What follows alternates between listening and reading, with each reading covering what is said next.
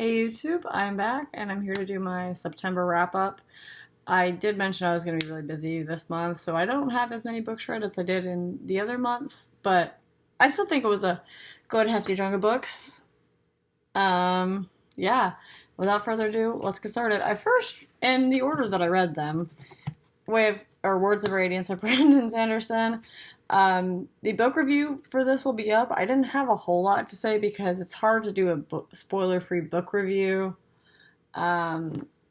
when it's a spoiler for the first book, if that makes sense, in the series. But the vlog is up, and I will be putting the 3-minute video of my little review for this up probably, or I will decide not to post it. If it's not linked down below, I decided not to post it. But 5 out of 5 stars. This is great. We follow the same characters as in Way of Kings, and more stuff happens.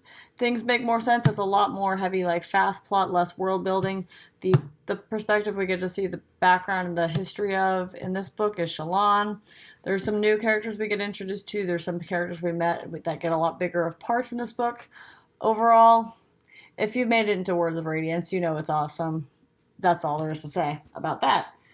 And then I read Along Came a Spider by James Patterson. I've been wanting to get more into thrillers, and because this guy has 2 full gigantic shelves full of individual books, no repeating books, I figured he'd be a good person to try, so I googled where to start with James Patterson, and this book came up.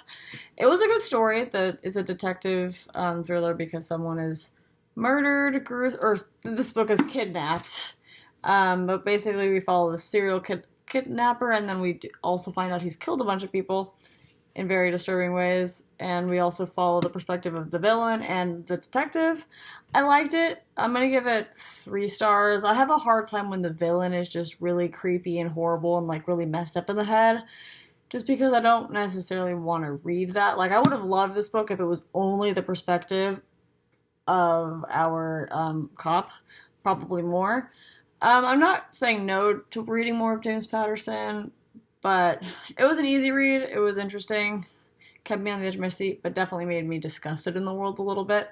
This is the first Alex Cross novel. Alex Cross is the detective. I'll probably pick up more, not urgently, but it's okay. I next read The 7 Husbands of Evelyn Hugo as my participation in the Late Night Book Club. My god, this was an amazing book. I didn't expect a lot of the things out of this book. I didn't think I was going to really like it.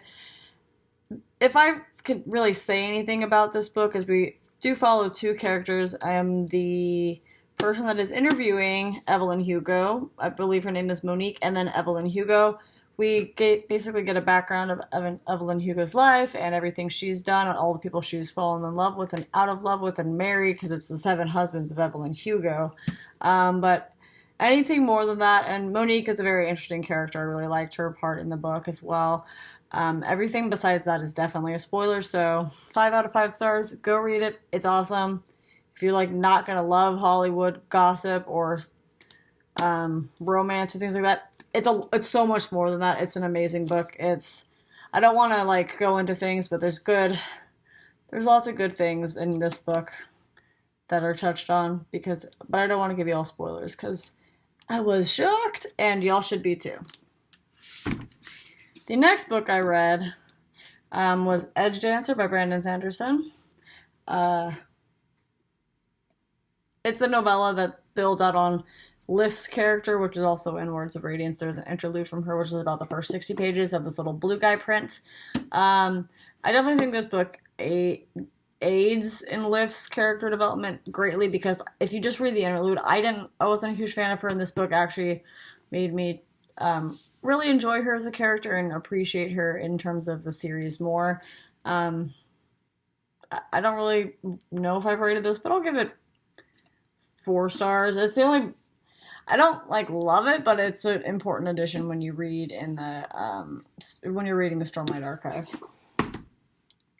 Also, I read Gods of Jadens Shadow by Sylvia Moreno Garcia. I read it for Latinx Heritage Month and the Latinx Readathon. This book covers both more indigenous populations, magic and stuff. It's set in Yucatan, and then they travel all over Mexico. I was disappointed in this book. I gave it a 3 out of 5 stars because the ending saved it. It would have been a 2 out of 5 stars otherwise. Not a whole lot happened. The characters were a little whiny. I didn't love the writing style. It was very rudimentary, which is not necessarily bad. It seems like it was more probably written with like YA or even like middle grade writing style, and I wasn't expecting that as I entered this book. So I was a little bit disappointed in that. But the magic and the cultural stuff that they touch on with the indigenous people and the ancient Mayan gods of death and things and adventures are pretty cool. And the ending was, it held it together and it was kind of exciting. So it's a beautiful book. I'm glad I read it, but I probably won't reread it. So, yep. I also read a few other books this time for some of my book clubs, some for like studying, which was technically a book, and a few audiobooks. Over audio, I did do Black Rednecks and White Liberals by Thomas Sowell. He is out of the Hoover Institute at Stanford, and it was a very interesting study of race and the culture of of slavery around the world and why America seems to be the longest affected by the ramifications of the slavery that we had back in the origins of the country. It also follows like a lot of the history of the movements of people and other people that have faced discrimination besides Black Americans. But then it also does go a lot into that and like why some of the effects of it are more long-lasting here than in other places and around the world. And it's just a very interesting book. It was very informative. I'm not going to rate it because it was definitely like a scientific research article in a book. But I highly recommend you read it if you would like to be educated just on a little bit more of the background of some of the issues we're seeing today. And it did shed a lot of light onto why things are the way they are.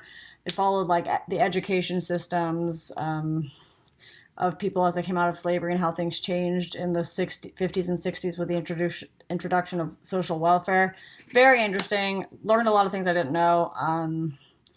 Definitely was an informative book, and Thomas Sowell is obviously an intelligent man, and this was basically a research paper in a book, so very informative. I also read Tribe of Hackers' Green Book for my book club I'm in, and then I read When Women Ruled the World. It was included with the Audible Plus thing that they just auto-signed us up for. And it basically covered the 5 queens or kings or pharaohs of ancient Egypt and how the women had to do extraordinary things to actually be given and granted the power or to take the power, and how the patterns we see of the patriarchal society there are reflected today, and why women have harder times being in positions of king level power. So very interesting read. It was free on Audible. I listened to it. That is what I read this month, so I will catch y'all next time. If you watch this and want to hang out, I think we're doing a live discussion over Way of Kings on Saturday on Katie Reed's channel. I'll link her down below. And then we'll be starting in the Stormlight Readathon to read Words of Radiance. I'm a little bit ahead, obviously, so I'll be starting to read Oathbringer soon with that. So thanks for watching. Let me know if you have any comments down below. See y'all next time.